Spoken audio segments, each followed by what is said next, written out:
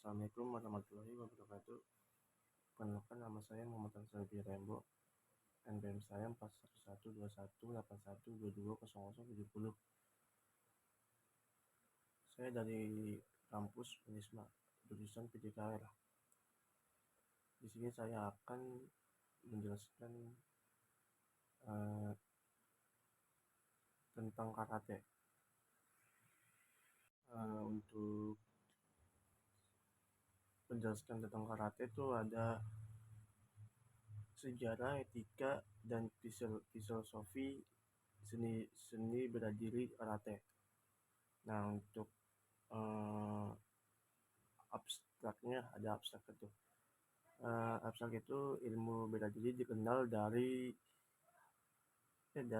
dikenal sejak adanya peradaban manusia yang pada waktu itu dipergunakan hanya untuk pertahankan diri dari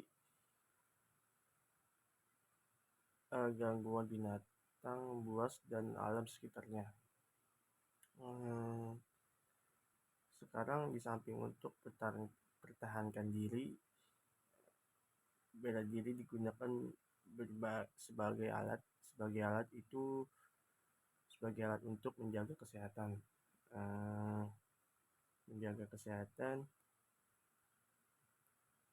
Lalu itu yang mencari prestasi dan sebagai jalan hidup. Untuk karate do adalah suatu seni perkasa. Bela diri itu tanpa senjata yang bertujuan untuk mengatasi segala bentuk rintangan.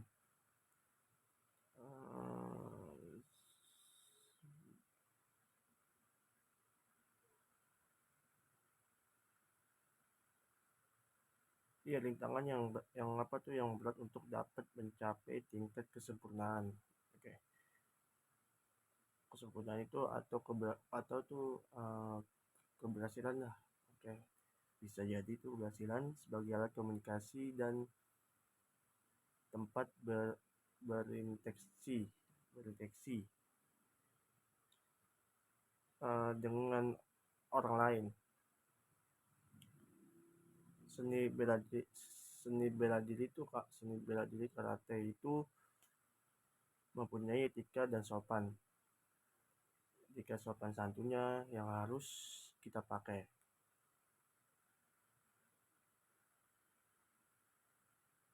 Terus dan dilaksanakan oleh segenap kelompok. Segenap tuh anggota atau orang lain atau orang lah katanya yang ada di dalamnya. Aturan lainnya, etikanya, dan sopan santunnya yang didapat dalam seni bela diri ini dibuat melahirkan karatenya sejati. Karate sejati itu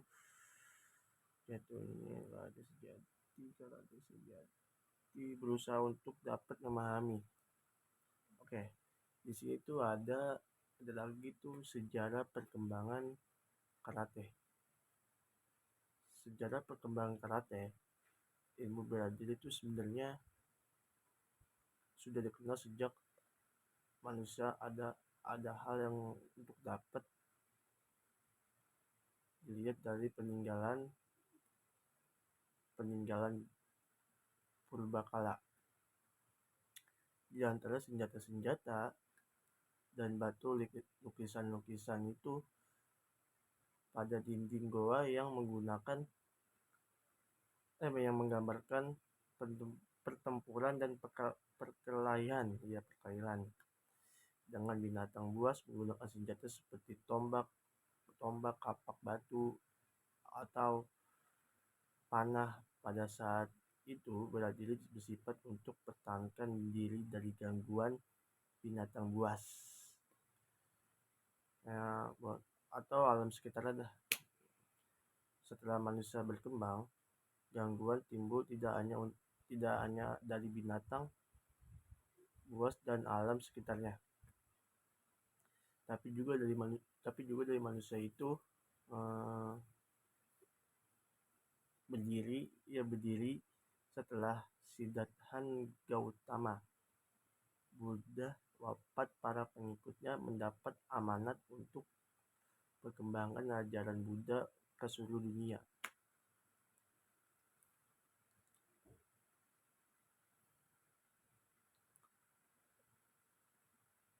Terus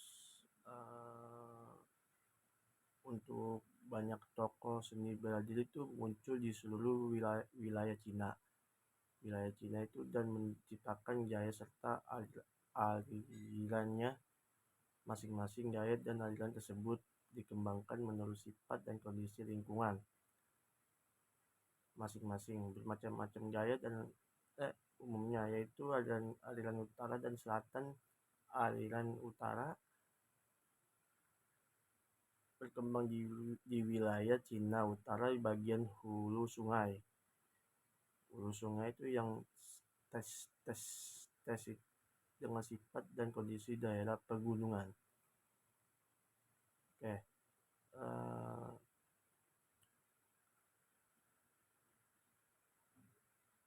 yaitu yaitu pada tahun 1470 di Yoshitsu dari golongan Sahikiagi berhasil persatukan semua pulau di kepulauan Okinawa di bawah kuasanya. Nah, pada saatnya yang sama, ilmu bela diri Cina mulai dikenalkannya di Pulau Okinawa. Memulai para pengungsi Cina yang berdatangan, pengaruh ilmu bela diri Cina sangat dapat berkembang ke Kepulauan Okinawa. Nah, saatnya itu karena dilakukan secara sembunyi dan penuhlah rahasia, hingga ada keluarganya yang tidak tahu jika di antara anggota keluarganya melakukan latihan bela diri ini.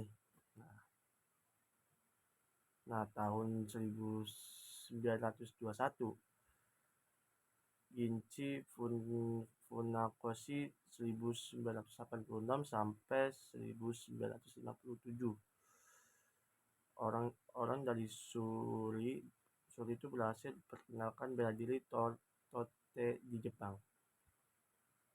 Peristiwa itu menandai dimulai pengalaman baru bela diri Tote secara benar dari sistematis tahun 1929.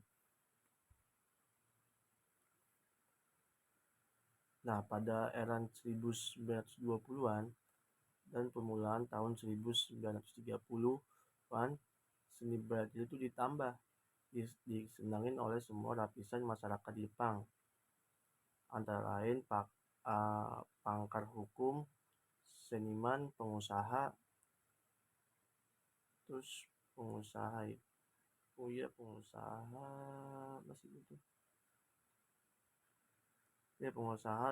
yang dan tak dicuali para pelajar atau mahasiswa. Mereka sangat tertarik dan semangat dalam pelajari seni perkasa ini. Populernya karate di kalangan pelajar mahasiswa sangat menguntungkan bagi perkembangan karate dan membantulah merubah pandangan masyarakat dari karate ajaib dan rahasia menjadi karate model. Atas usaha itu, Ginchi Funakoshi kemudian diberi gelar Bapak Karate Model.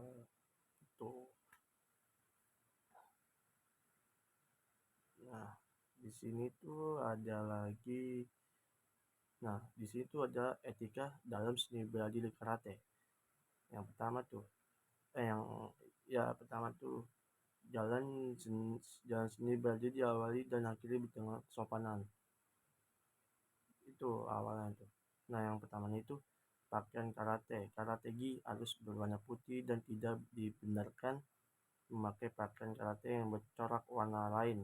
Murid harus selalu menjaga dirinya dan segala perlengkapan latihannya, antara lain karategi, pelindung kaki, dan sarung tangan dalam keadaan bersih dan tidak bau. Yang kedua, hanya karategi bersih yang dikenakan dan jangan berkesan jorok. Karategi yang robek harus segera dijahit kembali, membiarkan perlengkapan latihan dan karategi khusus secara terus-menerus memberi kesan dan tidak semangat. Nah, yang ketiga itu panjang lengan. Karategi tidak boleh menutupi penggalangan tangan dan harus menutupi siku, tidak dibenarkan dipijat. Dilipat tuh. Pokoknya jangan sampai dilipat sini, udah nggak boleh. Dilipat, oke. Nah, yang keempat tuh panjang celana karategi tidak boleh menutupi penggalangan kaki, yang harus menutupi lutut, tidak dibenarkan lipat. Nah, yang kelima tuh bajek. Penguluran harus dan wajib dipasang di dada di sebelah kiri sebagai entitas organisasi. Pemasangan bajek forky di dada sebelah kanan. Sini cok. Sini sebelah kanan cok. Nah, yang enam tuh pada acara khusus seperti PON, Porda, atau kejuaraan antara perguruan tinggi. Nah, yang keenam itu memakai sabuk karate sesuai dengan ketentuan yang telah ditentukan di karate di perut, ya, di perut, pinggang. Nah, yang ke-8 itu panjang ujung sabuk karate serta dikaitkan di pinggang tidak boleh melebihi sampai lutut. Terus yang 9 itu setiap anggota karate, baik pelatih maupun atlet, harus berpakaian karate selama mengikuti latihan karatenya. Pokoknya di sini tuh etika dalam seni bela diri itu karate. Nah, saya sebut itu sampai 10 aja. Di situ ada 16. Oke. Nah, untuk yang B tuh tata cara upacara tradisi dalam karate. Satu cara itu memberikan penghormatan di lingkungan karate. Itu dia kayak awal tuh membeli gini, hormat. Itu memberi hormatan pada sesama sama temen lah, pokoknya gitulah, sama temen. Nah, terus yang kedua tuh macam-macam cara memberi penghormatan. Nah, posisi itu berdiri lalu duduk. Nah, upacara tradisi karate pada latihan karate. Nah, pokoknya tuh situ banyak lah kebanyakan karate gitu. Lagi ya.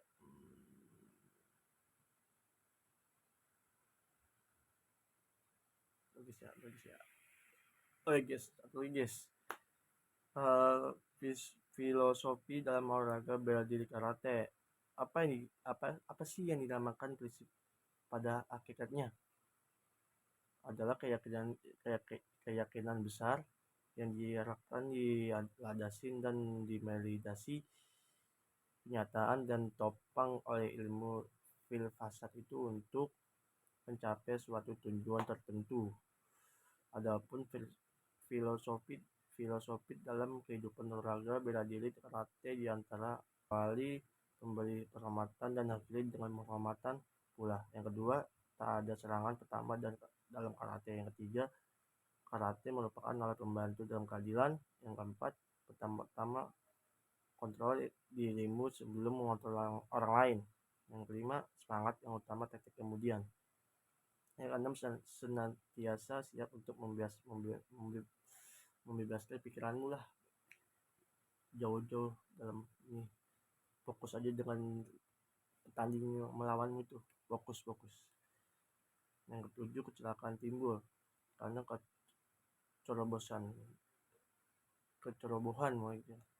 Yang 8, janganlah berpikir bahwa latihan karate hanya biasa dilakukan di dojo. Yang 9, mempelajari karate perlu waktu seumur hidup, tak ada batasnya.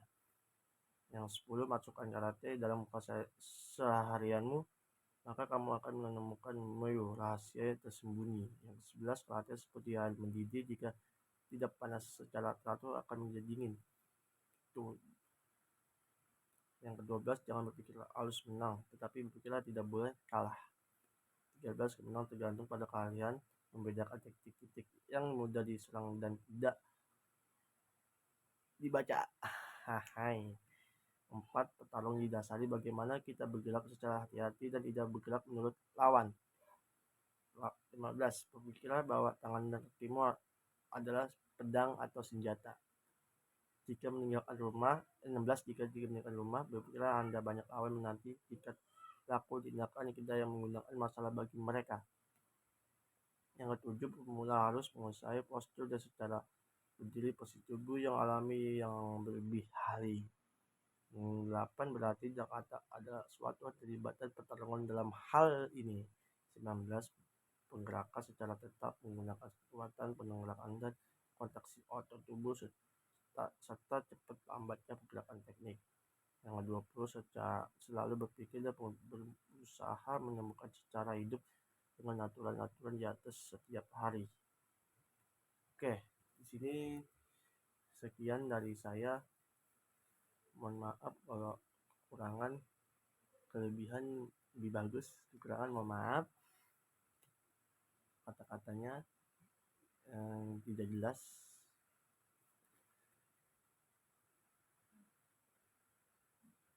Sekian dari saya tuh, Muhammad Nasrul Rainbow. Assalamualaikum warahmatullahi wabarakatuh.